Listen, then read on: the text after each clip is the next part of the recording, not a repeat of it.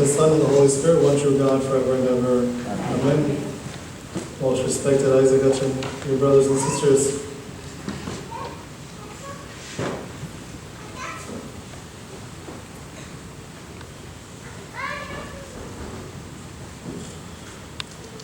Today is the fourth Sunday after the Feast of the Holy Cross. And the Gospel that was read today was taken from the Gospel of St. Luke, chapter 16, verses 9 following.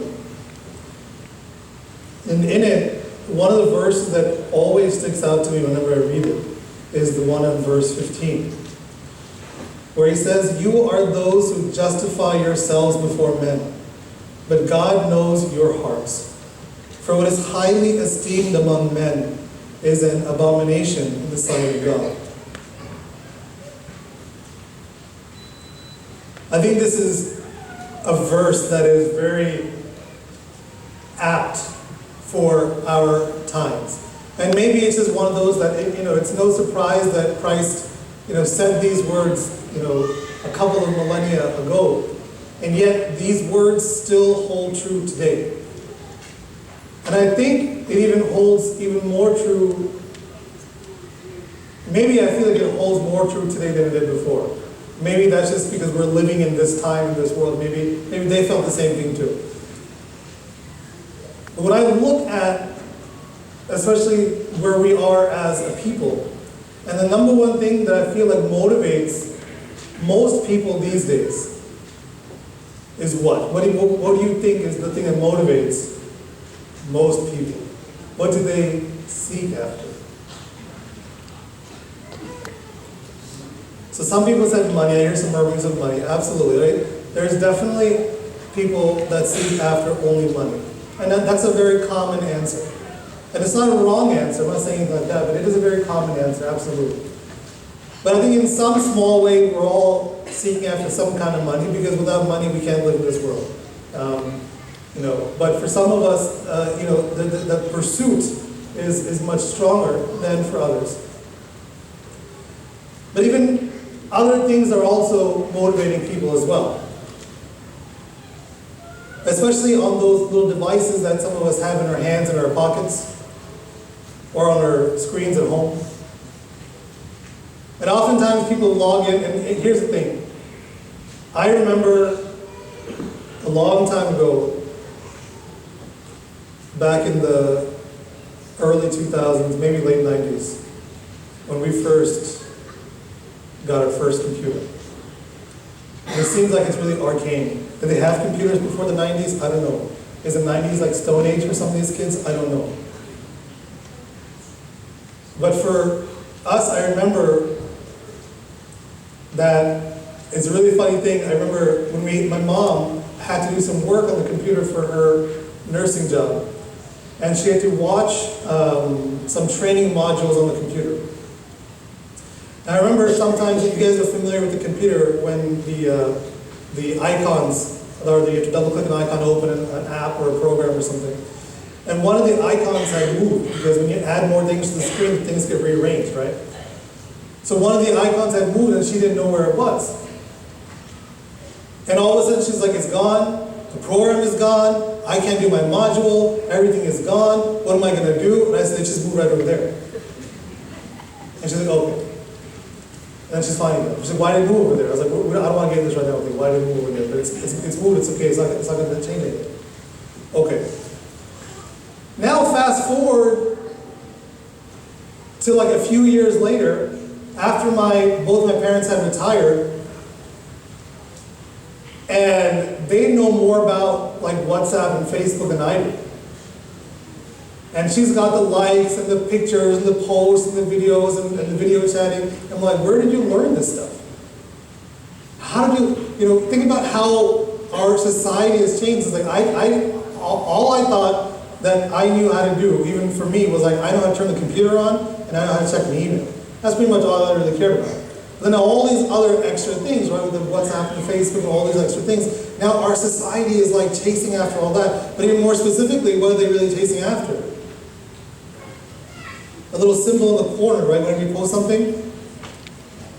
What is that little symbol sometimes? It's a heart shape for some people. Some people it's a thumbs up shape. What is it? It's a like.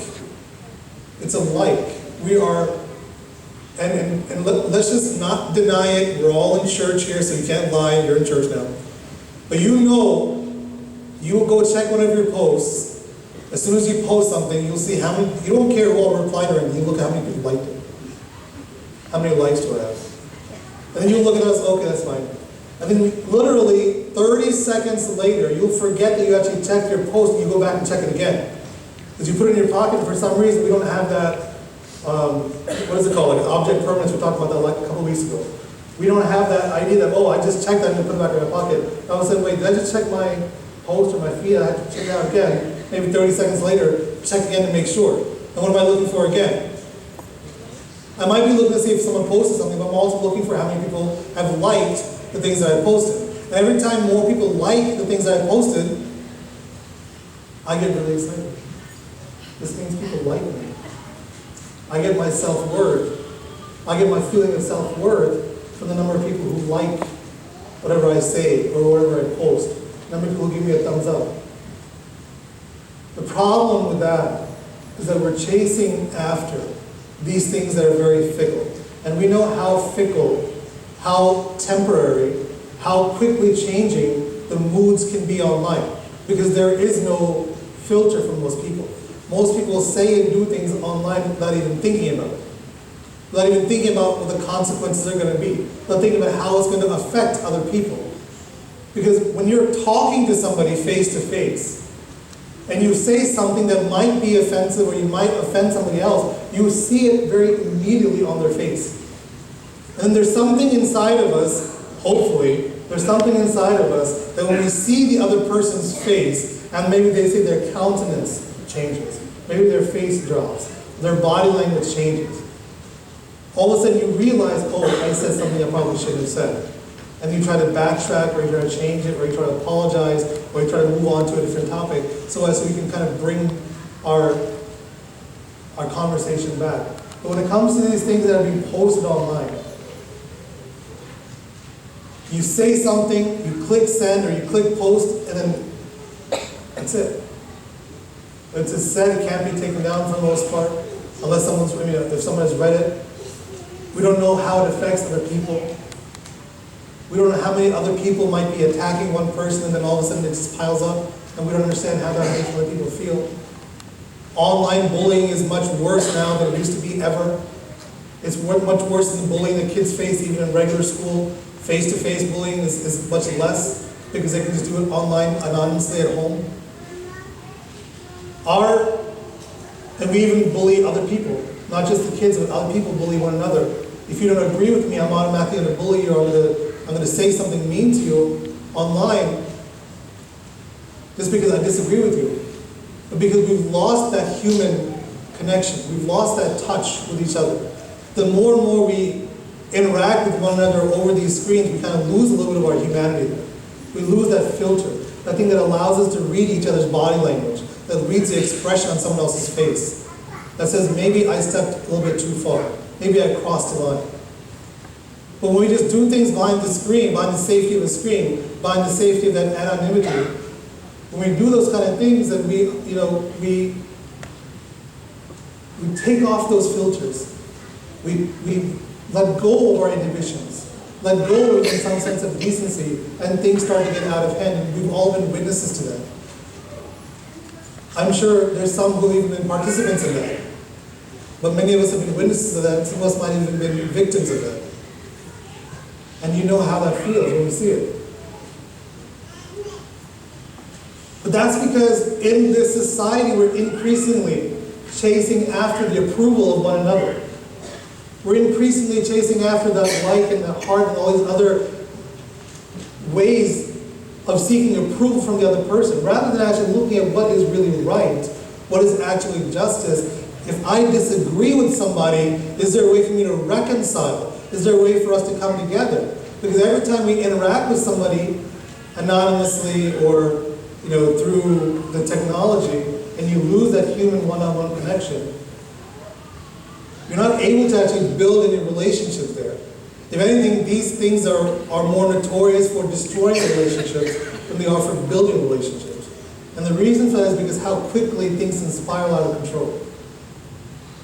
But for us to actually have a face-to-face conversation, you know what? That's kind of difficult sometimes now, right? It takes a lot of time. In order for me to actually sit and have a conversation with one person, can you believe I can only talk to one person at a time? But when I'm online, I can have like 50 different chats going on at the same time. I can be in 25 different WhatsApp groups at the same time and talking to 100,000 different people all at once. But when you think about it, what's the real quality of that relationship there? What's the quality of the interaction? And yet that's what we seek after. That's what this world is seeking after. How many quote-unquote friends can I have online? I use that word quote because they're not really your friends. How many other people can like what I say? But Christ is very specific in the gospel. Those things that these people are seeking after, that what is sometimes highly esteemed among men, is an abomination to God. The things that often, many times, we pursue in this world, that sometimes culture even expects us to pursue. When someone doesn't have the latest fashion, or someone doesn't have the latest car, or someone doesn't have this, or doesn't have that, doesn't have this particular viewpoint, automatically other people might say, oh, you don't like that? Oh, you don't have this? Oh, that's what you feel? Like when they have that judgment, it causes that division between people. Because automatically what we're doing is we're causing judgment. We're making a judgment of other people. But that's what's happening within our culture. Especially that online culture. The mobile culture. But Christ is telling us we are better than that. We are beyond that. We are not fickle like all those chat rooms and all those groups and all those trends that are, all those things that are trending online. We're not fickle like that. We have one thing that we're supposed to pursue, which is our relationship with God. And we can't build that relationship with God if we can't build a relationship with one another first. We can't live in isolation. We're not meant to live in isolation. There are even instances of even like the hermits, the monks who live in their hermitages, they live in their own little cell by themselves, out in the desert. They'll go to the desert and they'll live there. But they only live there Monday through Saturday. What do you think they're doing on Sundays? Worship. They come back to the church, to the community, to participate in the body and blood, to participate in the community. So even those who are considered to be hermits, who live by themselves for God, still come back on Sundays and feast days and liturgies to participate in the liturgy. They've stepped away from society so that they're not being influenced by all the negative influences and all the temptations and all the trends of society. But they still haven't forgotten that we still worship as a community, that we live as a community, we come back to the church for community. So even them, they understand that they live in some kind of community. But what we oftentimes do is that we like to isolate ourselves in smaller and smaller pockets. I'm only going to talk to people who agree with me. And so we increasingly become more and more isolated. We're unwilling to listen to the viewpoint of other people. We are increasingly lacking our empathy. Oftentimes what these filters, speaking through online or speaking through chat or speaking through your mobile device in these groups, what it often does is it takes away our ability to have empathy for the other person. And empathy is that ability for us to forget our own ego, forget ourselves, and truly listen to the person. Not just listening to somebody and then starting to figure out, oh, how can I top what they say? That's not listening. Listening is when you listen to what somebody has to say. Try to feel what they're feeling. Try to put yourself into their shoes. That is empathy. And if we start doing more of that, it does take time. It's not always easy. But you know what it does? It builds community. It builds fellowship. It builds relationships. And it is that foundation that can stand against all these other temptations and tribulations and trends that the world is expecting. Having that community, having that empathy, having that one-on-one relationship, having that sense of empathy for the other person oftentimes is lost in this world, because to have empathy, you have to forget your own ego, which is counter to those likes. Because every time that there's a like or a heart or a thumbs up or whatever it's called, that's puffing up our own egos. But to have true empathy for the other person, we have to forget all of that. And go back and think about it. That which is highly esteemed among men is an abomination in the sight of God. And I hope that we can truly take this verse into our hearts, into our minds, and pray that God gives us that discernment to be able to make those choices that allow us to talk with each other, to listen to one another, to empathize with one another, and thereby building up this community. All praise, glory, thanks, and be to the blessed Trinity, Father, Son, and Holy Spirit, one true God, forever and ever. Amen.